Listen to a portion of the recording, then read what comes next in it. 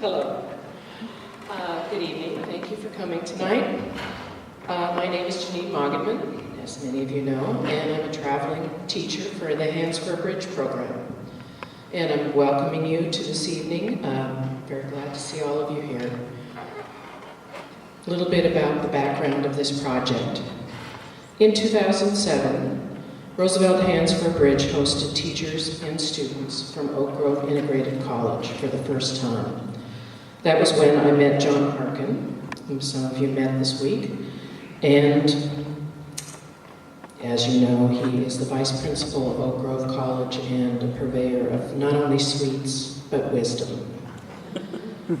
While here, the group visited our Teen Health Center and left with the goal that every new Oak Grove student would meet with the school counselor when they started at the school in order to normalize that relationship and overcome the stigma of asking for help, something we can all learn from. While here on that same first visit, news came of the loss of a young person in the Londonderry community from suicide. Mental health counselors at Roosevelt were essential to the processing of this pain and helping the students build a community of support in their own HFB group.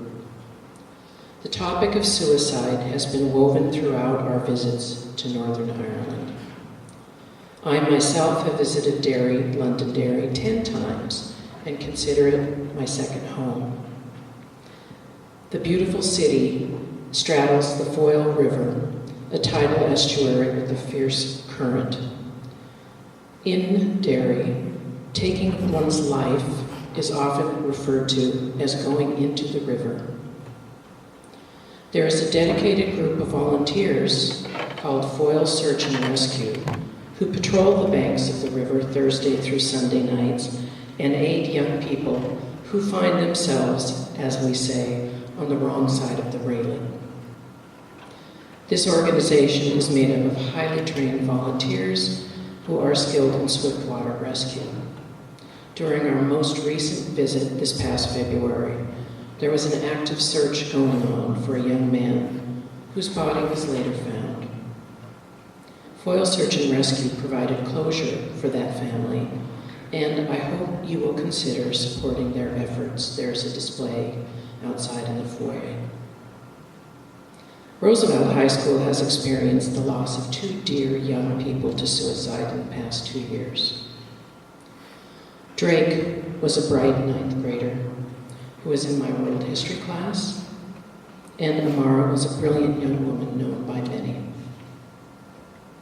Shortly after Drake's passing, our Hands for a Bridge group traveled to Londonderry, and attended a run-through of Blinkered, the play by Pat Byrne, which is a powerful drama about a 20-something young man in Derry who takes his own life. This play had an immediate and deep impact on both teachers and students, and we returned to Roosevelt knowing that the conversation about youth suicide and mental health must be given a high priority.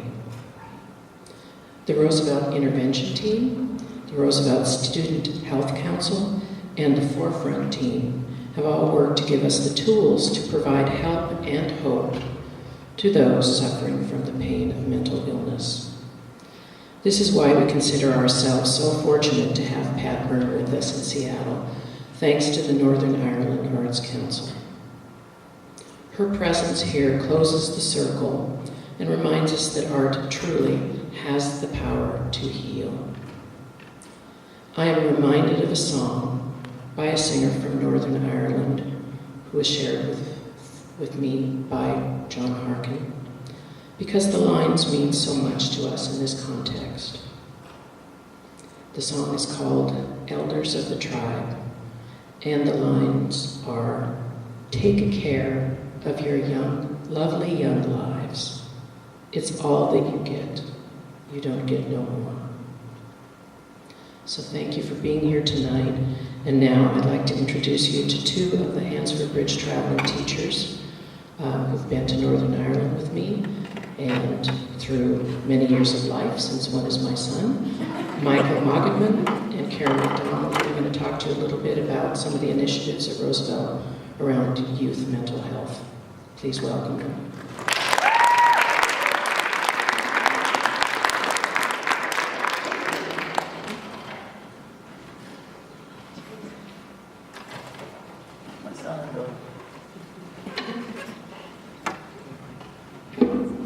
Hi everyone, thank you. Thank you, Mrs. Moggerman. So, a lot of the parade of people that you're going to see tonight are coming from different organizations or different groups or different little corners of the world where we're all working on similar issues, and this is a nice little crossroads for us. So I'm coming to you tonight, and I wear many hats, but the one I'd like to talk to you briefly about right now is my role as somebody on what's called the intervention team at Roosevelt High School. So, as Mrs. Moggerman said, after there were 2 young people who died by suicide in the last 2 years at Roosevelt, one of the big things that a lot of the teachers in the building looked at was, what can we do to not just be teachers who are here teaching our subjects, but who are here teaching our kids?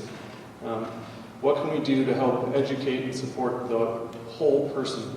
And so one of the things we did is we set aside a good chunk of money in our budget to form this intervention team, to develop initiatives to help kids with what you will all soon be hearing from the Seattle Public School District as social emotional learning. That's the mandate that's coming down, but we really found this important, and we wanted to get in ahead of this because it's something that we find incredibly valuable. And so the intervention team at Roosevelt is a team of teachers, administrators, counselors, mental health professionals in the building who all come together to think about what kinds of interventions or supports can we develop and deliver in our building to help make life more navigable for our young people, to help make it more manageable, to help them grow and prosper.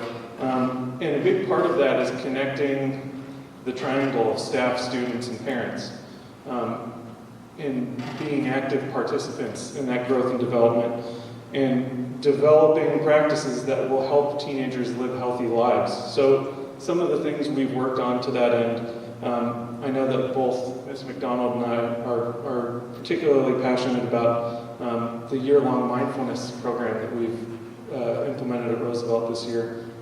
We've worked with Ann Haller, who comes to us from the UW, to develop a year of curriculum where we did a different mindfulness lesson every week of the year. And students got to learn about their own neurobiology and how their brains work and how that intersects with their thoughts and feelings and how to create space for themselves to make healthier choices.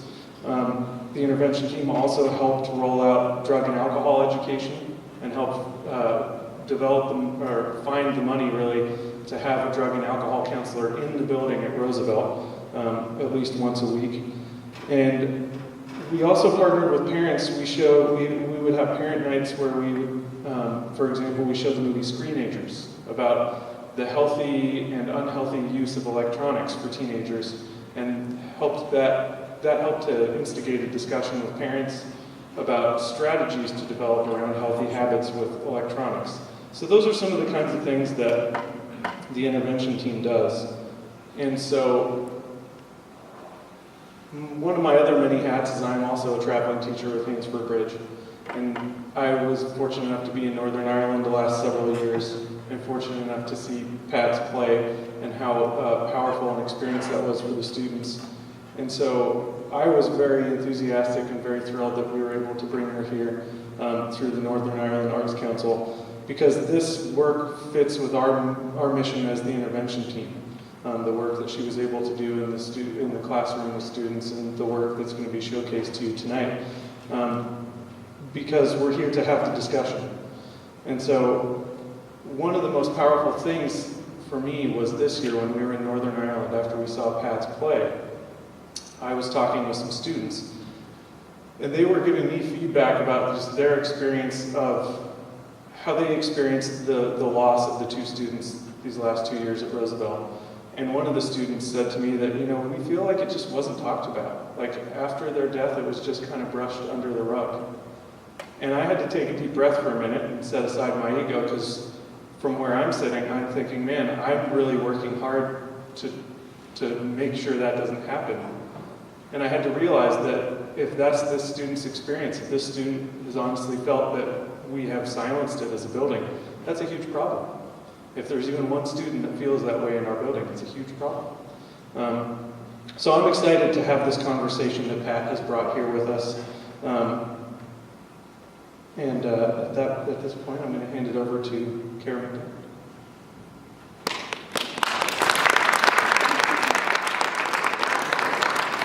Good evening. I want to speak tonight about the role of the Forefront Committee, which kind of, like the Intervention Committee, works at Roosevelt. The Forefront Committee is a group of counselors, administrators, and health specialists at Roosevelt who've been working together with the expertise of Forefront from the University of Washington, an organization which works to prevent suicide. Our work with Forefront has helped us to improve our school's response plan, to train teachers, and to educate students and parents. And we're now in our second year of that work, where the focus has shifted from the school to outreach and specifically involving students and the community. We are especially proud of our Student Health Council, a group of Roosevelt students who are teaching their peers, using the Forefront Protocol to recognize and respond to peers in crisis. This year, the LEARN protocol has been taught to every 9th grade health student and each class that was involved in the Blinkard workshops, along with many other classes. I'd like to welcome the Teen Health Center's Nadia Novotny and the Student Health Council students who are here tonight to share their work with you. They're really here doing the work, involving other students, and helping us move forward as a school to open up the conversation.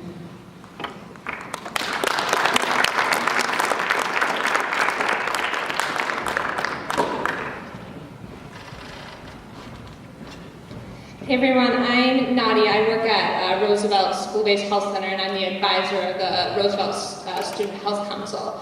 This is a group of 8 students who spent the past year educating their peers on mental health awareness and suicide prevention.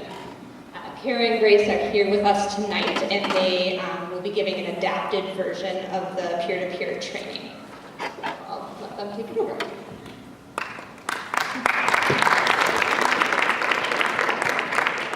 Okay, so my name is Kara Rogan, and I'm a sophomore at Roosevelt High School. I'm here because I'm trying to play a part in breaking the stigma surrounding mental health and suicide. I'm Grace Wilson. I'm a sophomore at Roosevelt as well, and I'm doing this to break the stigma surrounding mental health and offer resources to those who need them. So, as you all know, we've had 2 occurrences of suicide in the past couple of years.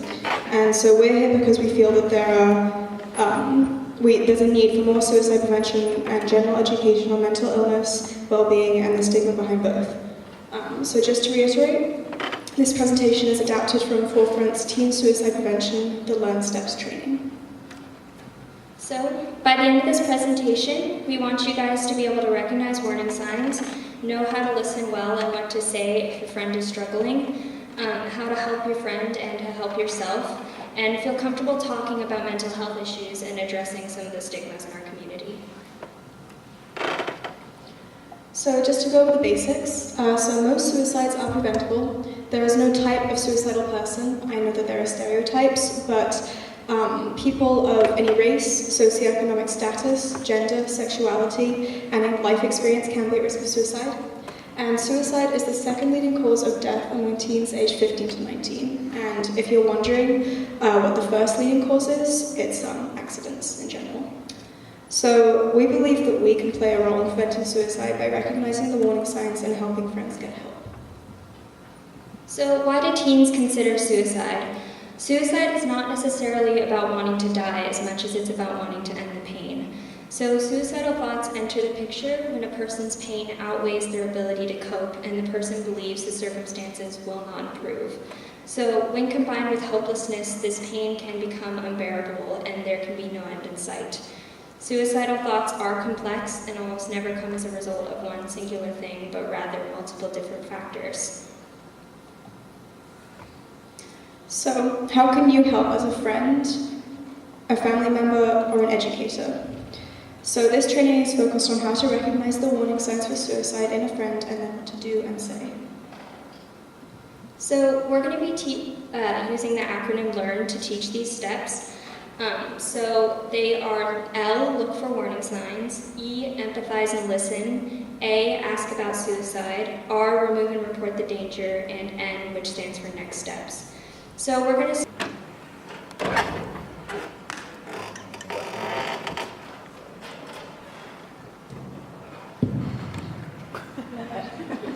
Hello. Good evening. Thank you for coming tonight.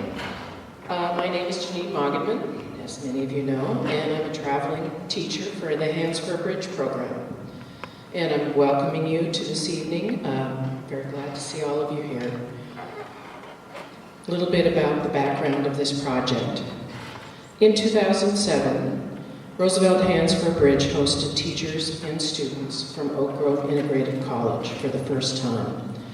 That was when I met John Harkin, whom some of you met this week, and as you know, he is the vice principal of Oak Grove College and a purveyor of not only sweets, but wisdom. While here, the group visited our teen health center and left with the goal that every new Oak Grove student would meet with the school counselor when they started at the school in order to normalize that relationship and overcome the stigma of asking for help, something we can all learn from. While here on that same first visit, news came of the loss of a young person in the Londonderry community from suicide. Mental health counselors at Roosevelt were essential to the processing of this pain and helping the students build a community of support in their own H&B group. The topic of suicide has been woven throughout our visits to Northern Ireland. I myself have visited Londonderry 10 times and consider it my second home. The beautiful city straddles the Foyle River, a tidal estuary with a fierce current. In Derry, taking one's life is often referred to as going into the river. There is a dedicated group of volunteers called Foyle Search and Rescue who patrol the banks of the river Thursday through Sunday nights and aid young people who find themselves, as we say, on the wrong side of the railing. This organization is made up of highly trained volunteers who are skilled in swiftwater rescue. During our most recent visit this past February, there was an active search going on for a young man whose body was later found. Foyle Search and Rescue provided closure for that family, and I hope you will consider supporting their efforts. There's a display outside in the foyer. Roosevelt High School has experienced the loss of 2 dear young people to suicide in the past 2 years. Drake was a bright 9th grader who was in my world history class, and Amara was a brilliant young woman known by many.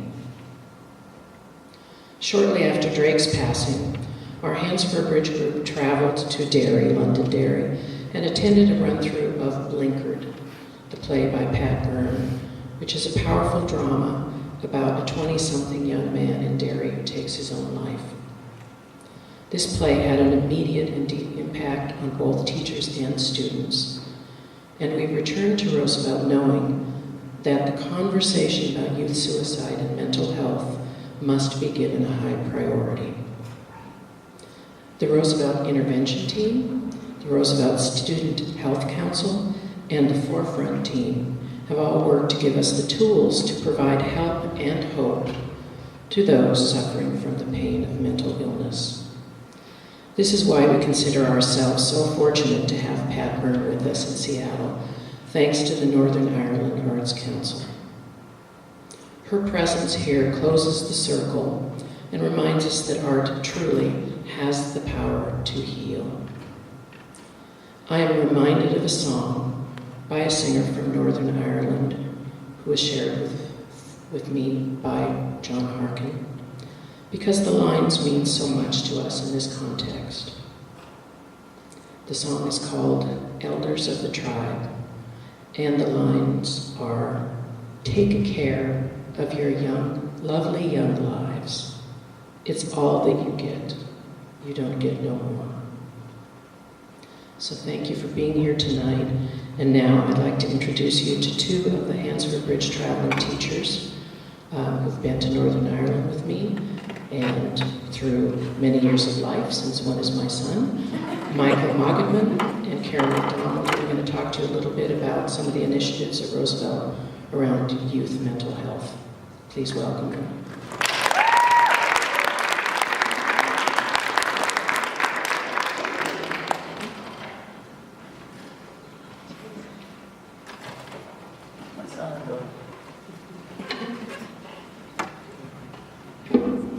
Hi everyone, thank you.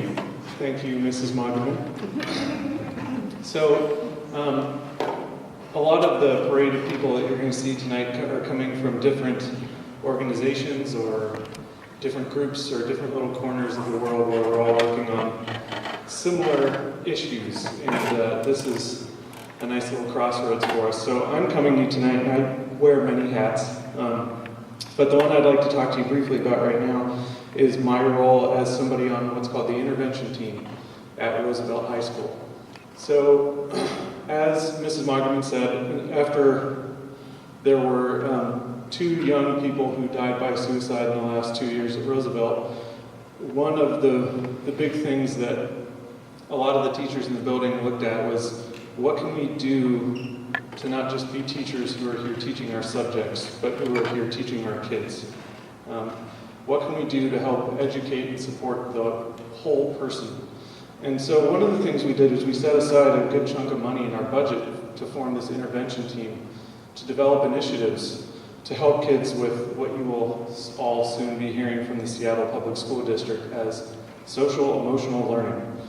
That's the mandate that's coming down. But we really found this important, and we wanted to get in ahead of this because it's something that we find incredibly valuable. And so the intervention team at Roosevelt is a team of teachers, administrators, counselors, mental health professionals in the building who all come together to think about what kinds of interventions or supports can we develop and deliver in our building to help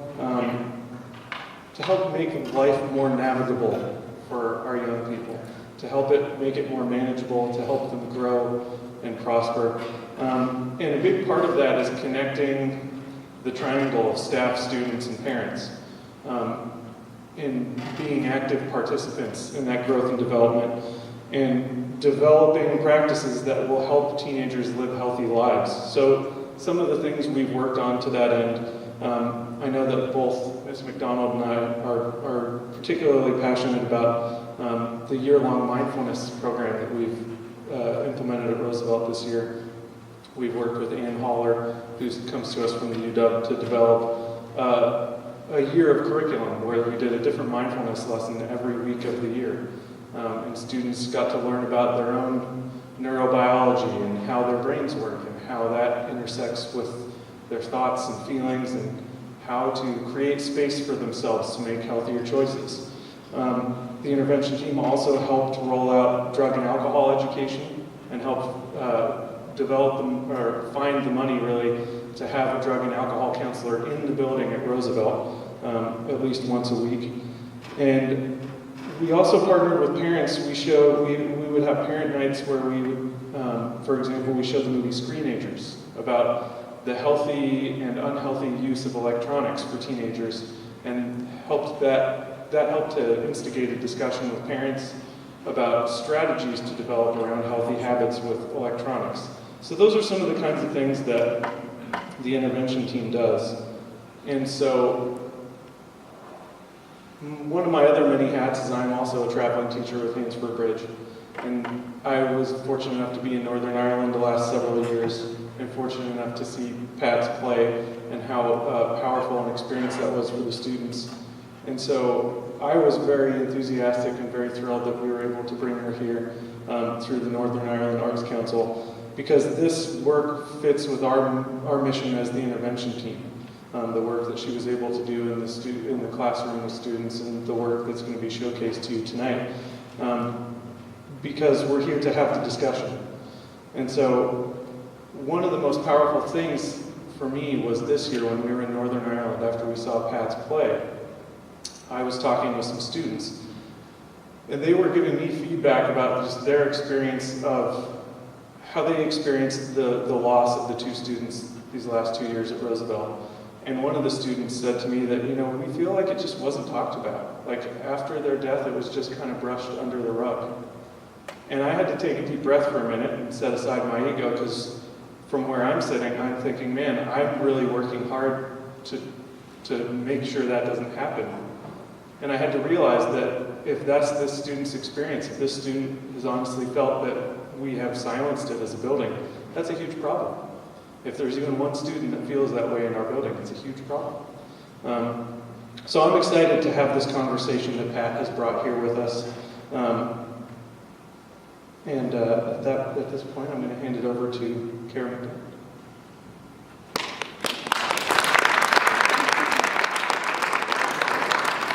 Good evening. I want to speak tonight about the role of the Forefront Committee, which kind of, like the Intervention Committee, works at Roosevelt. The Forefront Committee is a group of counselors, administrators, and health specialists at Roosevelt who've been working together with the expertise of Forefront from the University of Washington, an organization which works to prevent suicide. Our work with Forefront has helped us to improve our school's response plan, to train teachers, and to educate students and parents.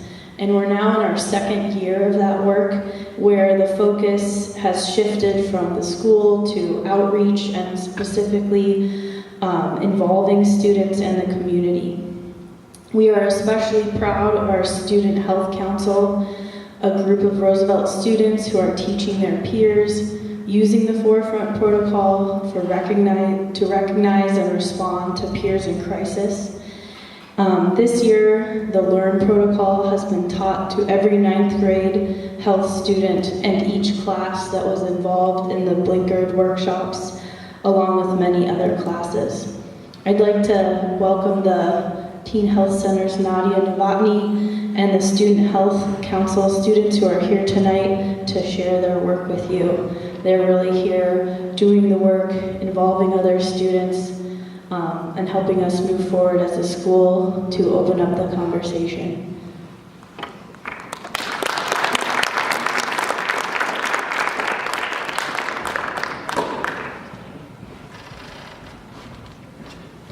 Hey everyone, I'm Nadia. I work at Roosevelt School-Based Health Center, and I'm the advisor of the Roosevelt Student Health Council.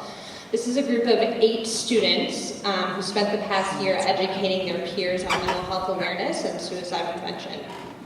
Kara and Grace are here with us tonight, and they will be giving an adapted version of the peer-to-peer training. I'll let them take it over.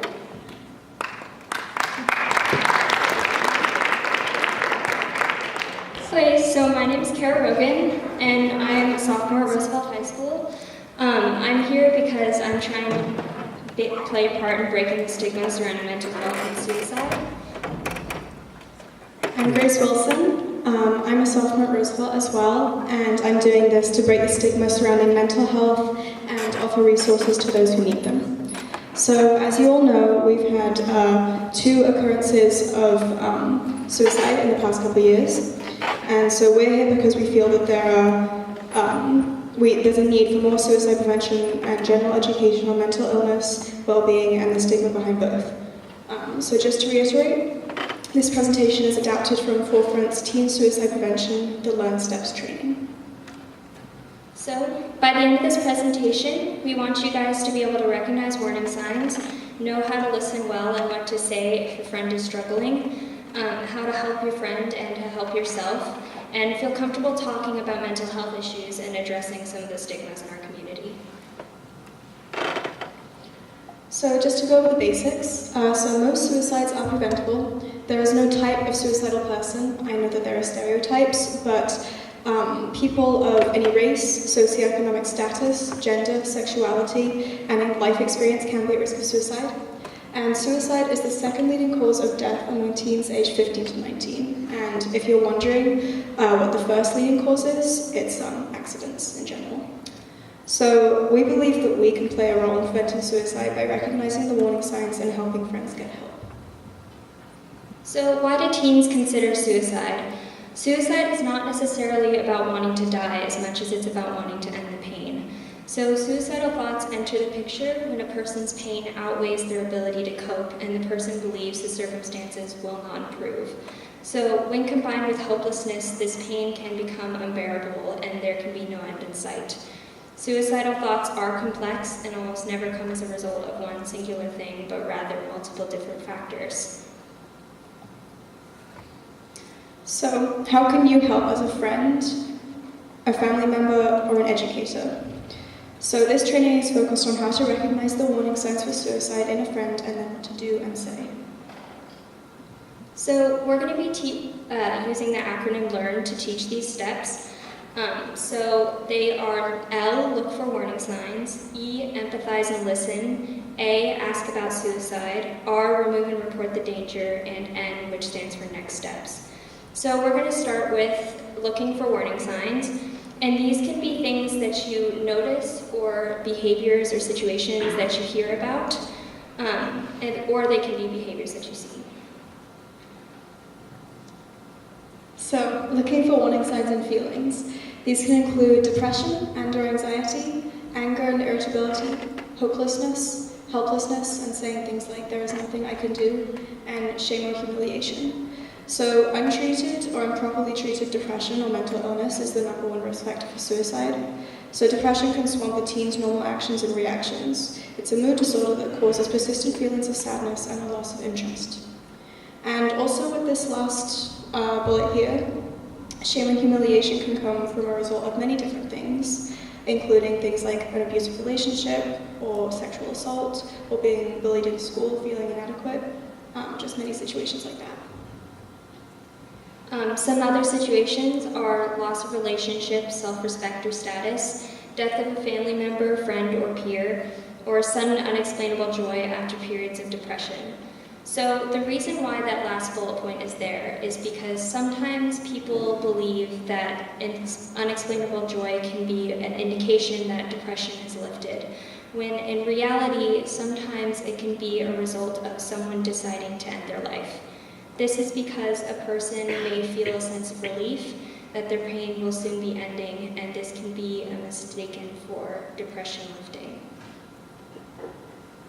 And finally, looking for warning signs and behaviors. These can include things like increased use of drugs and alcohol, saying or writing that they feel like a burden or a failure, giving away prized possessions, losing interest in activities that they usually enjoy, and saying things like, the world will be better off without me, or you'll miss me when I'm gone.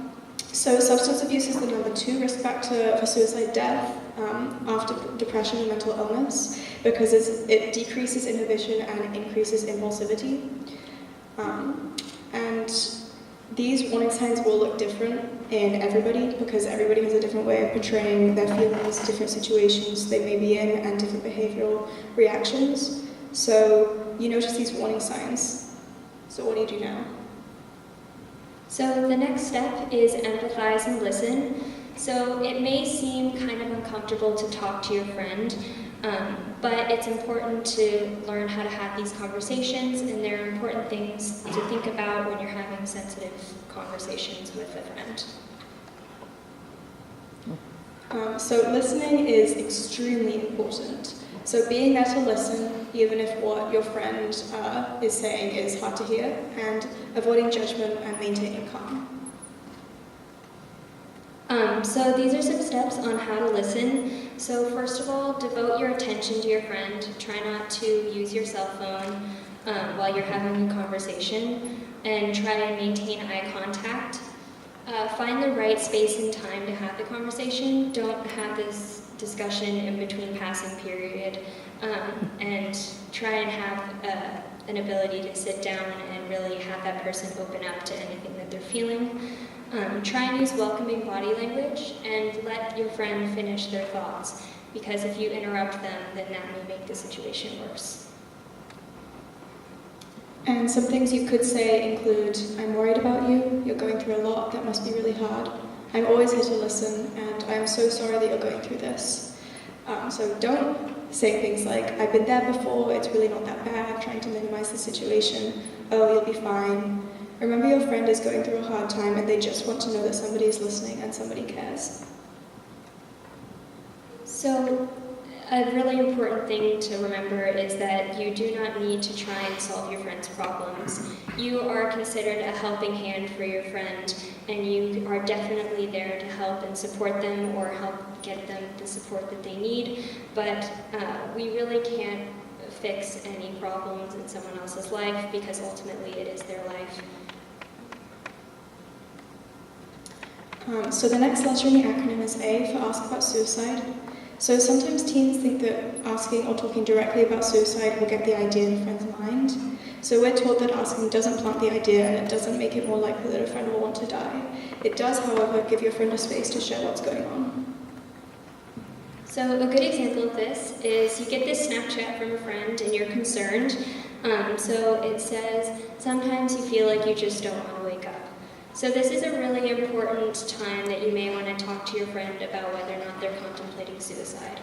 If this has been sent at 6 o'clock in the morning and they just don't want to get up for school and they haven't been exhibiting any of the warning signs, then this may not be that big of a problem. But if this was sent at 2 o'clock in the morning and your friend's never up that late or that early and they've been exhibiting other warning signs, then this could be a really important discussion that you might want to have with your friend. Ultimately, it is you're there to help them and talk them through whatever they're going through. Okay, so asking the question. So asking the question doesn't cause suicide or for somebody to think about suicide. So we're going to give you an example of something you can say when asking about suicide. So, if your friend were exhibiting warning signs, maybe what you could start off by saying is, when you said the world would be better off without me, it made me wonder if you were thinking about ending your life. Are you? And that can really open up a discussion with your friend about anything that they're feeling, and it can help you get them help if they need it. Okay, so if your friend says yes to this question, please take it seriously and acknowledge that the pain your friend is in. So the next letter in the acronym is R for remove or report the danger. So it may or may not be necessary in certain situations. If you know of, or your friend told you that they have a plan to kill themselves, it's important that you keep them safe and away from whatever they might try to use to kill themselves. Yeah, so removing and reporting the danger is similar to what you do if your friend was drunk and they were trying to drive. You'd ask them to give you the keys and you'd get them help. So when a person is at risk of suicide, it's important they don't have access to those means that they could use to hurt themselves. And this can include items like guns or knives, but it can also include things like prescription medication. So keeping a person away from those dangerous means often can prevent them from attempting a suicide at all. So as teenagers in particular, it's absolutely not our job to physically remove these items from your friend's possession or your friend's home, but you may be in a position where you can report your concern to a friend's parents or another trusted adult who can help.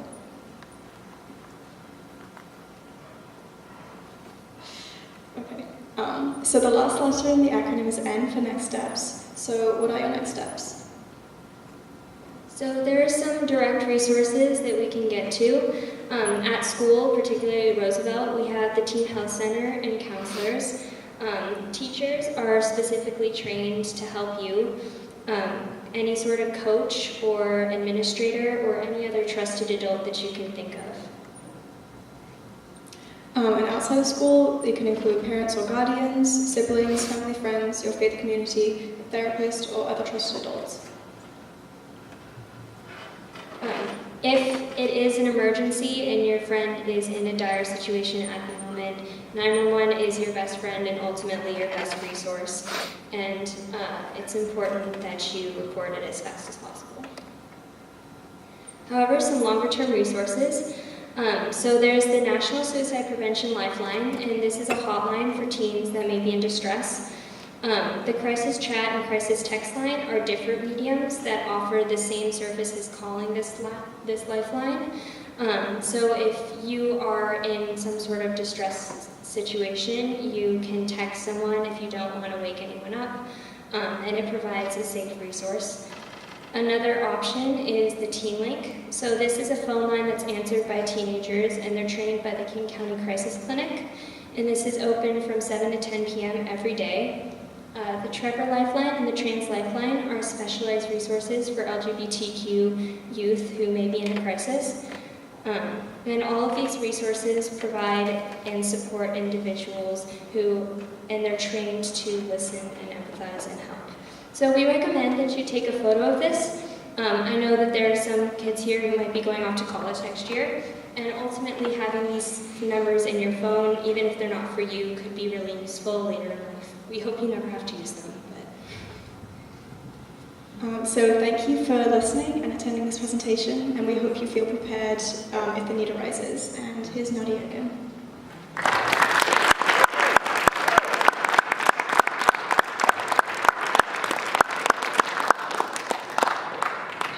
Thank you. So I'm excited to introduce Pat Burns. She's been working with Roosevelt High School students and staff for the past few weeks.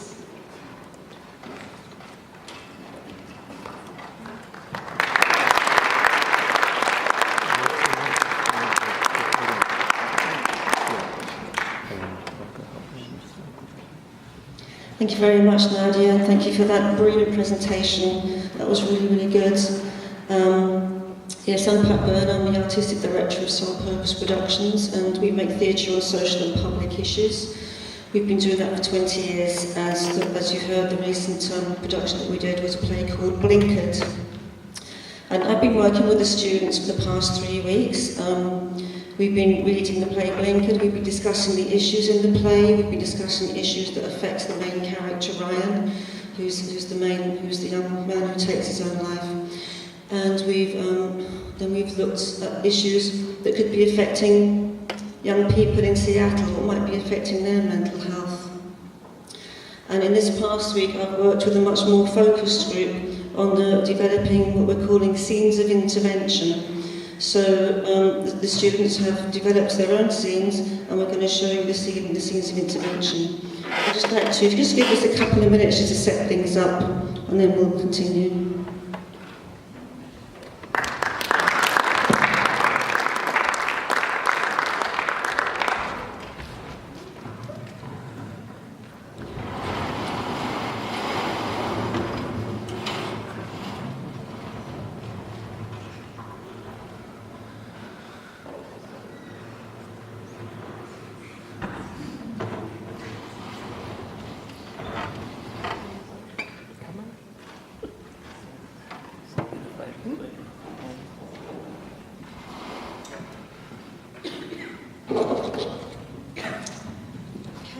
So now we're set. I'd like to ask Amy Shipley to come up first. Amy Shipley, would like to come up here?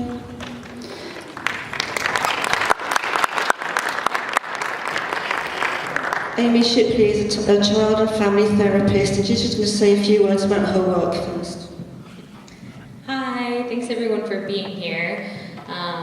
As Pat said, I'm a child and family therapist. I work at an organization called Ryther, which is right up the street from Roosevelt, and I work with kids, ages 5 to 18 or even a little older, who are struggling with any sort of mental health needs that they might have. So I have been at Roosevelt working with students there as well actually since I was an intern, so for several years, I think coming up on 4. So yeah, that's what I do, and I like it a lot. Thank you. I'd like to now invite these students to come up and take their seats up here.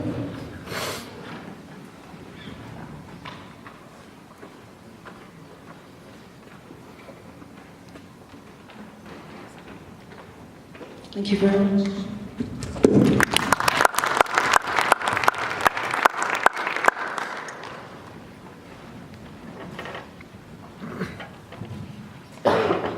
So we're going to show the scenes of intervention to you, and then Amy is going to make comments on if this intervention, how it would be useful in a real life situation. The first scene we're going to show you is a scene, it's going to be performed by Elliot and Marissa. This scene is actually, it's taken from the play Blinkered. It's a monologue that the character Ryan delivers to the audience. So we're going to see his monologue first, and then we're going to play part of the scene again, and then we're going to see a scene of intervention. So, Elliot and Marissa, would you like to set the stage? Yes.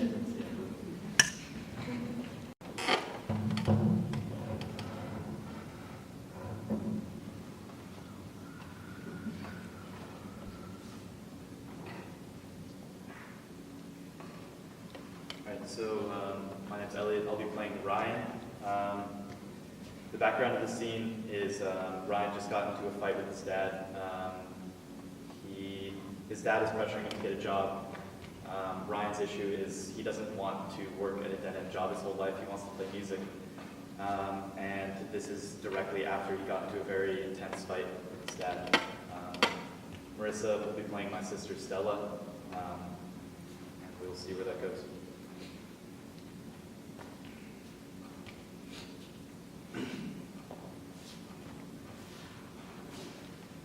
This family would be better off without me.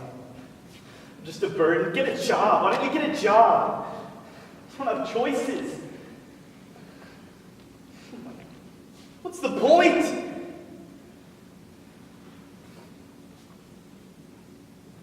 You ever feel alone? Like really alone? Like no one gets you. That's how it is for me. I drag myself out of bed every day. Even going to band practice doesn't excite me anymore.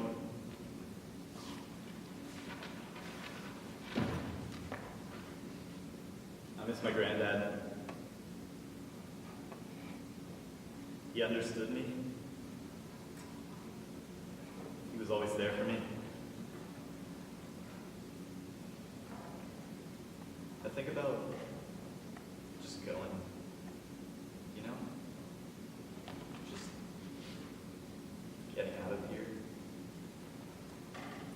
Out of this life. Out of this world.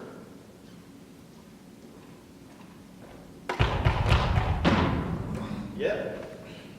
Hey, I'm just going to the store. Do you want anything? Oh, no, I'm great still, thanks. Are you okay? Yeah, good. You sure? Yeah, fine. All right. See you soon.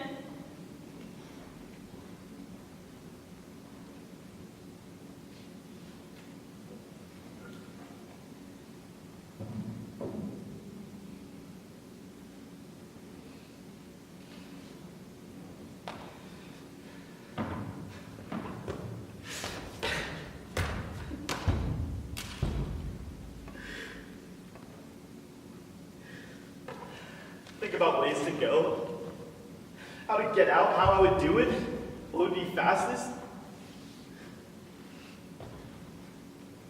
If I did, you know, just go, just take my life.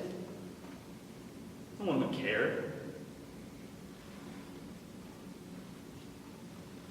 Nobody would miss me. I'd be better off without me.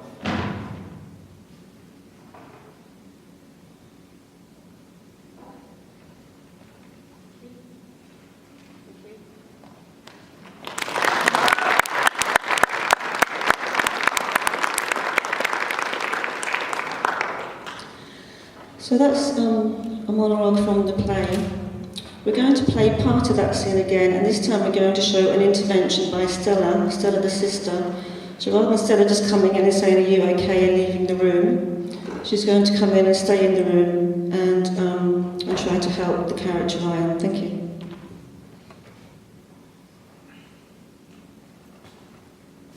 This family would be better off just a burden. Get a job. When you get a job, we don't have choices. Really, what's the point?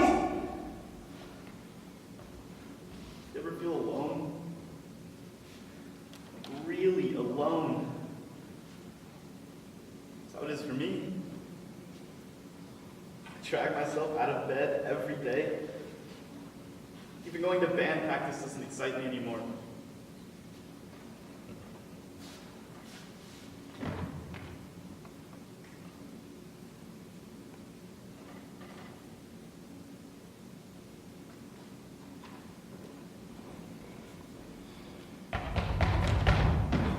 Yep. Hey, I'm just going to the store. Do you want anything? No, I'm great, thanks. Are you sure? Yeah. Are you okay? Yeah, fine. All right. You know, you're getting really good at that. Thanks. Are you sure there isn't anything going on, Ryan? It's just not stuff, you know. You know, I'm here to talk whenever. I don't know. You don't have to keep things bottled up. I don't have all the answers. I can't fix everything, but I'm here to listen.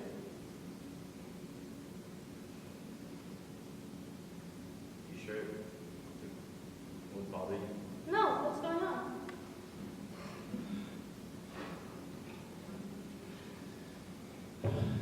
Just... You know how Dad is.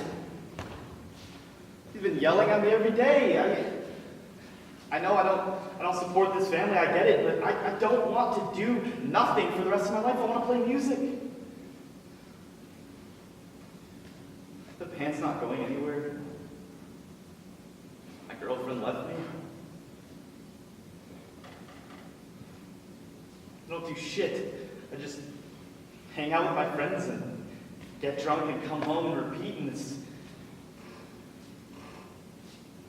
I don't do anything. Ryan, have you ever thought about hurting yourself in any way?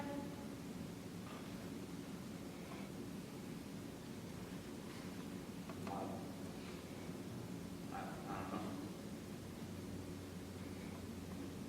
Maybe we should have you see a professional. Professional? I can't even connect with my own parents. Professionals doesn't care about me. They don't know me. What are they going to do? Ryan, I care about you a lot, and I would be devastated if something were to happen to you.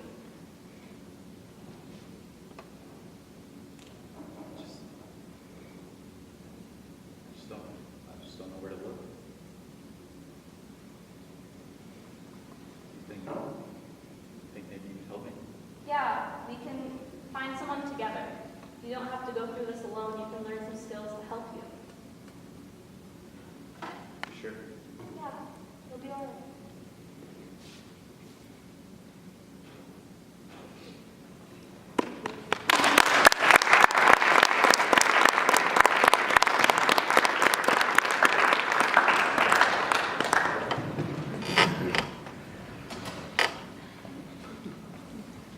Okay, thank you very much. I would like to ask Amy now to make comment on the intervention. Well, first of all, I'm just so impressed with these kids. It's amazing. Good job, you guys.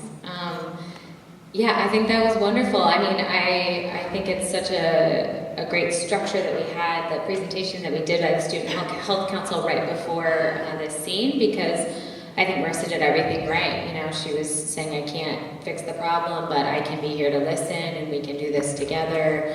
I think it's a pretty common thing that people who are very depressed, in addition to feeling helpless and hopeless, may also feel like they're a burden to others. So this idea of a real welcoming stance, body language, all that kind of stuff, and then letting the person know that we're in this together, it's okay, you're not bothering me, we can handle this. Yeah, it was a great job. Yeah. Thank you very much. I'd like to introduce the next scene is Kai, Harrison and Selena, No, it's not, sorry. Yeah, Kai Harrison and Selena.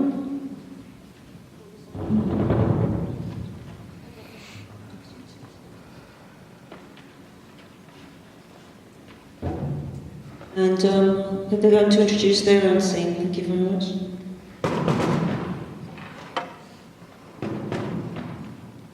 My name is Selena, and I'm going to be playing a troubled student.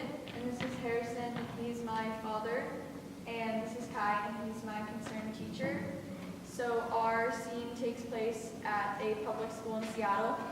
And I'm just having a hard time making friends, and I came from a very conservative background, so that makes it a little bit harder for me. And on top of that, I have a lot of parent pressure from my father, and I just feel alone.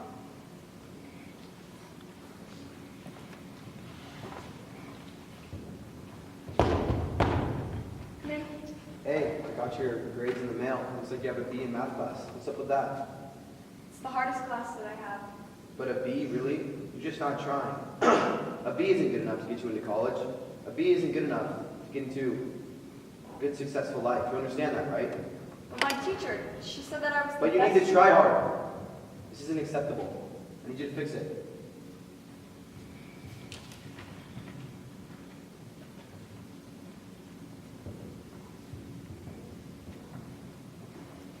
Hey, you almost finished taking that test? Yeah, almost done. All right, sure, let me know. Thanks for your time. Sure. Hey, you got the best grade in the class. Like, it was a really hard test. Why are you retaking it? My parents, they just said it wasn't good enough, so I just came in to retake it. Did they always pressure you like this? And sometimes they do. I mean, you haven't been yourself recently in class. You want to talk about it? Sure. I get this can be a little awkward for some teacher. You know, most students don't come to teachers, but you know, the faculty is always worried about their students. They care. So this pressure from your parents, how does it make you feel? I guess it just makes me feel like I'm never good enough, but it doesn't matter how hard I try. They just keep wanting me to do better. Do you have anyone at school you can talk to about this? Not really. I have a hard time making friends. It's lonely. Well, I'm always here, and there's a very large community of people who do care about you, no matter what.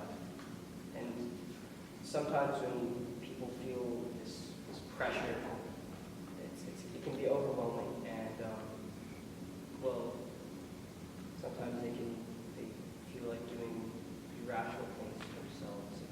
They have these thoughts. Sometimes, but I don't think I'd ever do it seriously. Well, I want you to know, Melissa, like I said earlier, there's a lot of people who do care. This has a lot of numbers on it you can contact at any time. I have my cell number too, and if you ever need a minute to step out of class, just let me know. All right? Here you go. Thank you. That means a lot.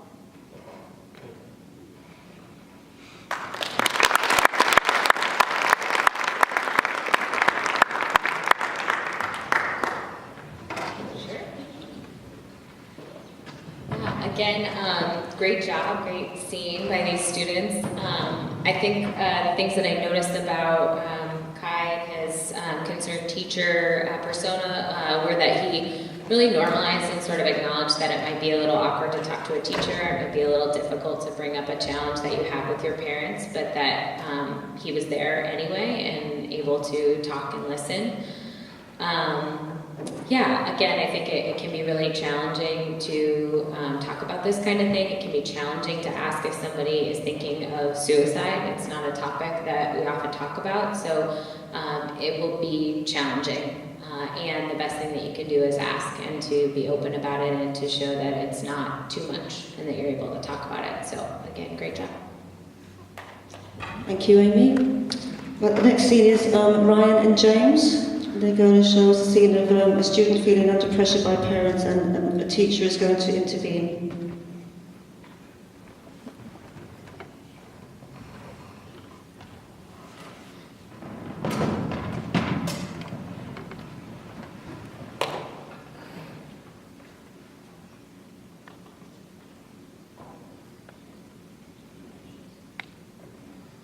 So I'm James, and I'm going to be playing the character of Lenny, who is a bright kid who gets good grades in school, but not good enough for his parents.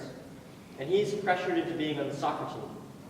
And so Ryan is playing my soccer coach, and he's going to have a talk with me about how I've been a little bit down lately. Lenny, so do you have a ride home? Yes, my parents are going to pick me up.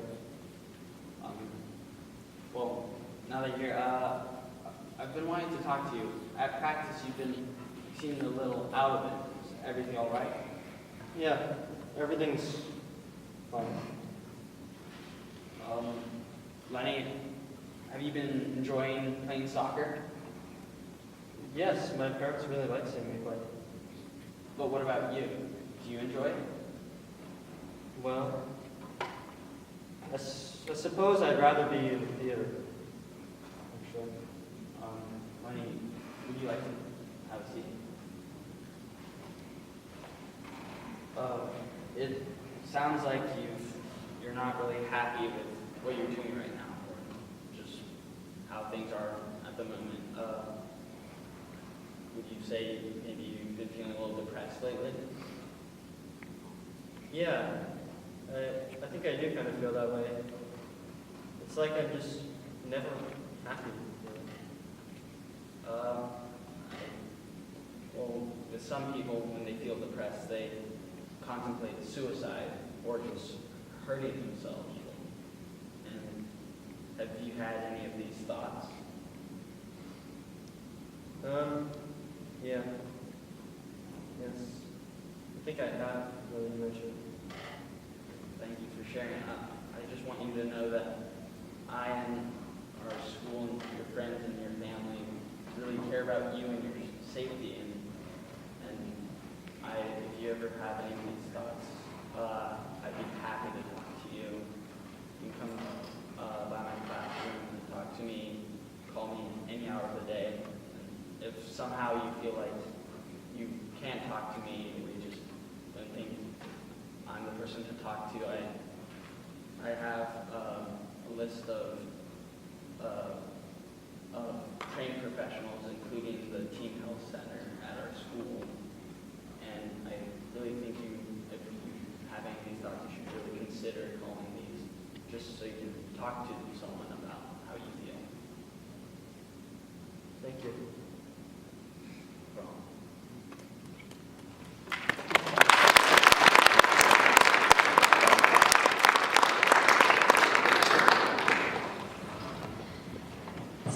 Great job. I think it's interesting in this scene that Lenny so far was maybe our most sort of resistant teen, and yet he still was like, yeah, I have been thinking about this, let's talk. So something to remember is that teens may not be quite as forthcoming as what we're seeing in this role play. So I think, again, this message of like, I'm here for you, I'm ready to listen if you need something, and the ability to give out a resource right there in the moment can be really helpful. It can be something that the teen can take with them and that they can think about. In Roosevelt, obviously, there's the Teen Health Center, there's the Teen Link packets that you've seen the students use in the role play here, so those are great resources. The phone numbers that we have, there's crisis clinic cards. So if a teen isn't particularly ready right then in the moment, they can leave with something that's, physical in their hand, and just continue to keep an eye on them and continue to acknowledge that you're there for them and you're ready to listen when they're ready to talk.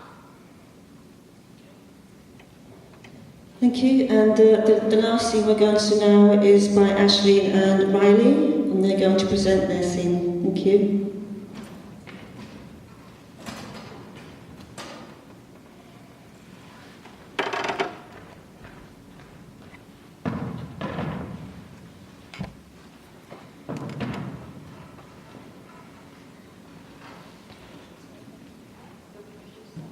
Oh, okay. Not just an introduction. But we're playing two friends. Well, we are friends, and we didn't change our names like everyone else. Basically, the scene is that I'm having a really hard time. I have kind of a breakdown at school, and Riley sort of finds me and offers to help me.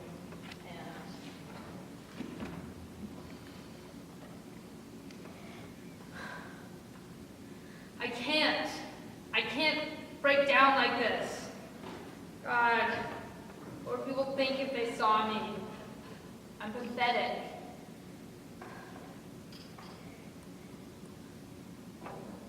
It's just, I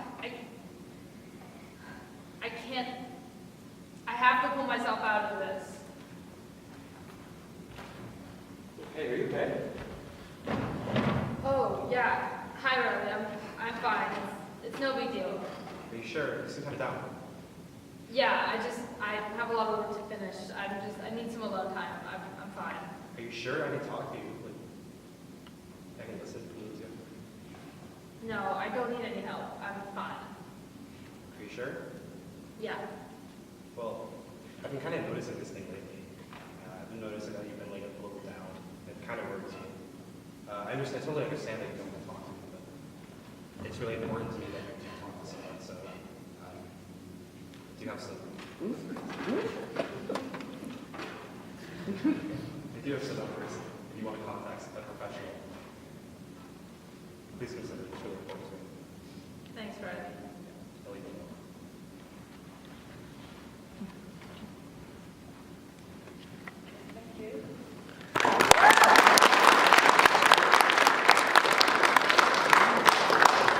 So now we're going to demonstrate to you what actually happens when you phone a helpline. So Ashton's going to be someone who's going to phone a helpline, and Amy's going to be the person on the other end of the phone.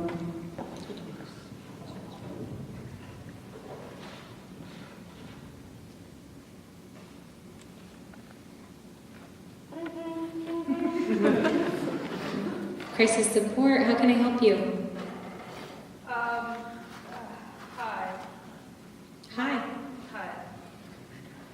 My friend gave me a pamphlet with some numbers, and I just thought I should call because I really haven't been doing so well lately. Yeah, I'm glad you called, and I'm glad that your friend gave you that information. Can you tell me a little bit about what's going on? What's been difficult for you? I don't know. I'm not enjoying anything, and I haven't been wanting to participate, and it's all been getting out of control. I've been feeling really isolated, and I'm so overwhelmed with just things that shouldn't be that overwhelming, like just getting through school, and I just don't want to deal with anything. Yeah, I can hear that things sound to be overwhelming for sure, and that you have a lot going on, and it's impacting you and making you feel like you want to isolate and move away from others. I wanted to ask you a question. When people feel this way, when they feel like they want to isolate and maybe feel depressed, they often have thoughts of suicide, and I'm wondering if you've considered suicide. I don't think I would do it, but I guess I have thought about it once or twice. Okay. So I hear you that you've considered it, you've thought about it, and you don't think that you would do it. I'm wondering if you've ever considered a plan, if you have an idea of how you might end your life by suicide if you were to do it. No, I never made a plan. I never decided exactly how I would do it. Okay. Well, thank you for answering my questions and for talking with me about it. It's important to me that I keep you safe and that I know a little bit about what's going on with you before we talk a little bit further.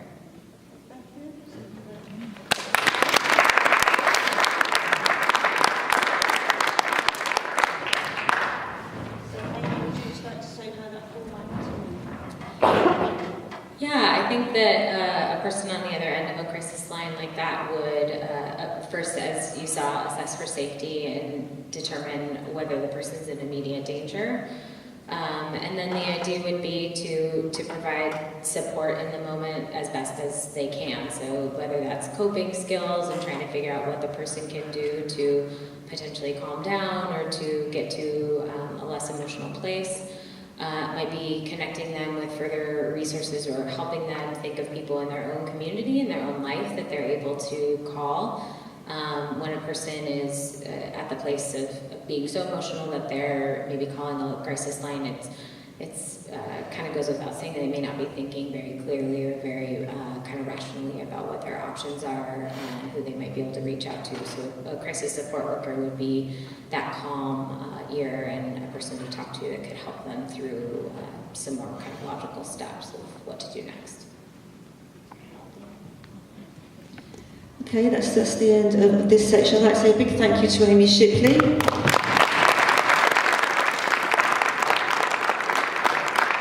And I'd like to say a really big thank you to the students. Could you all stand up and take a breath?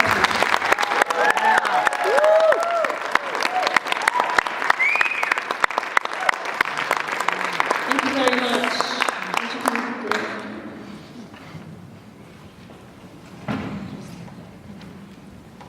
I'd like to introduce now Elaine Walsh.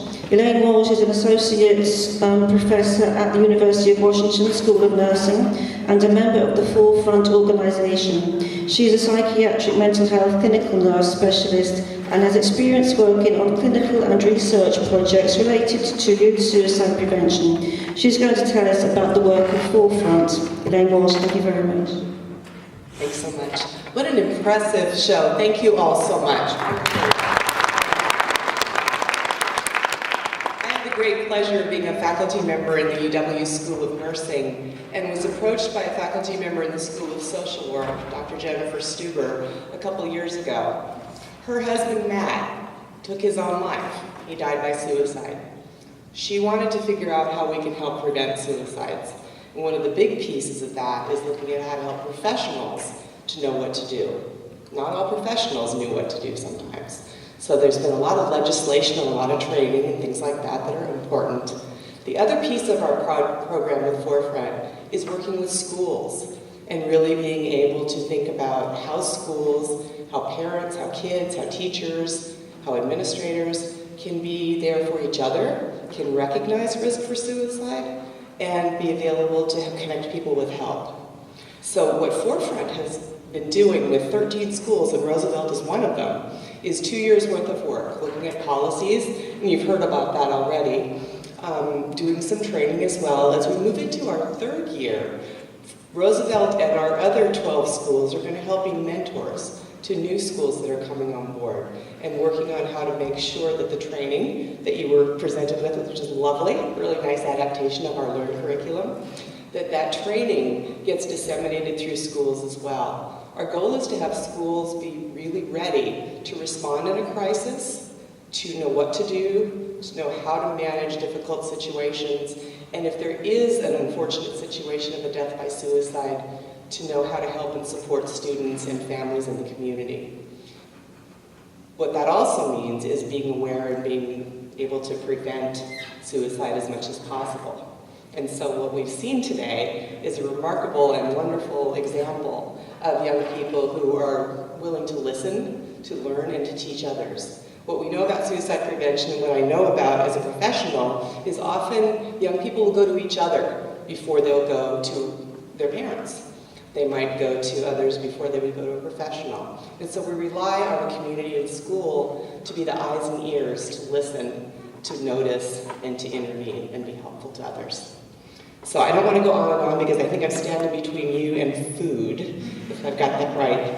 But just want to thank Roosevelt High School, all of the faculty, the students, for this really impressive evening. It makes me really feel like our youth are taking good control of this situation and that our future's in really good hands.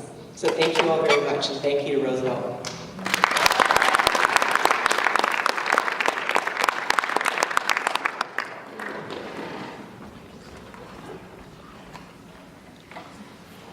All right.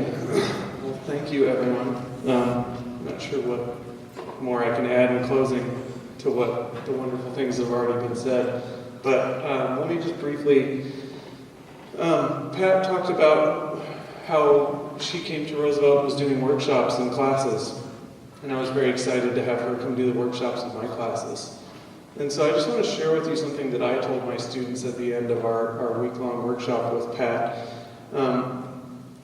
I stood in front of the room and I said to them that I'm pretty sure that I probably messed this up at some point. I've seen the Learn curriculum. I know who to go to. I know I have a good sense of direction in this. But at the same time, in a crisis situation, it's always possible that you may feel like, I don't know what to do that's the right thing to do. I don't know how to do this perfectly. And I told them that that was part of my own discomfort that I had to overcome. Because that sense of, oh, I may not know how to, and it can lead to the desire to just, maybe this will go away. Maybe I won't do anything. And I'm a collector of quotes, and one of the quotes that I really love, I don't know where it came from, is that you can't be neutral on a moving train. And silence in this situation is not neutral. Silence still sends a message to the people around us. And silence in this situation would send a message that suffering is shameful, and that if you're struggling, that struggle should be invisible. And that message is isolating. And so I think the most powerful thing you've seen tonight is the agency that these young people have. These two wonderful young people from our Teen Health Council that gave you the presentation are wonderful young actors. And that's what I think has been so fruitful about our work with Pat in these last couple of weeks, is it helped to further our mission to give these students agency, to give them the courage to know that even if I can't do this perfectly, I have to do something. And I have to trust myself. And so, I want to thank you all for coming, because what you've done today is not just be here to hear about what we do and to spread awareness. You've given these students a chance to be courageous. And so, several other people that I'd like to thank. First off, I'd like to thank Ingram High School, the principal, especially the custodial staff. Allie up there in the booth, thank you, Allie. For giving us a Friday night to be here and help us put this on. I'd like to thank the Roosevelt Student Health Council, Nadia. I'd like to thank Forefront and Elaine Walsh. I'd like to thank the Teen Health Center at Roosevelt and Nancy. Thank you, Nancy, for all the work. Of course, we would love to thank Ms. Pat Byrne and Soul Purpose Productions for being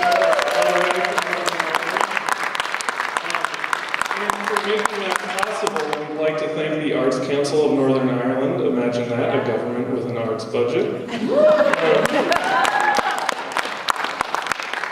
Would like to thank John Harkin in absentia, even though he's not here, he's with us in spirit. He's the Hands for a Bridge lead teacher at Oak Grove, and he's helped connect us with Pat, and he's helped touch the lives of so many of the students that are in this room. I'd like to thank Hands for a Bridge Seattle, all the teachers, Mr. Nolet, Miss Kenny Hall, Miss Grace, Miss McDonald, Miss Plesha, Miss Mogaman. Mr. Mogaman. Yeah, I'll thank myself. I'd like to thank the Hands for Bridge parents who are here.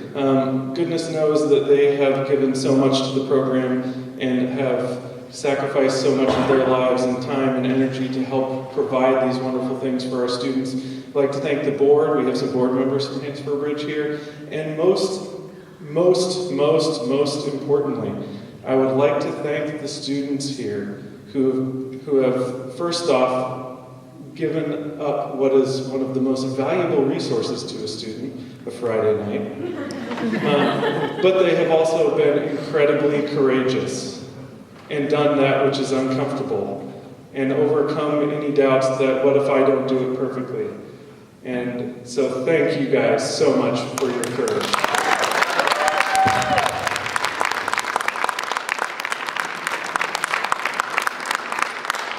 So if there is nothing else, I think that's it. Thank you everyone for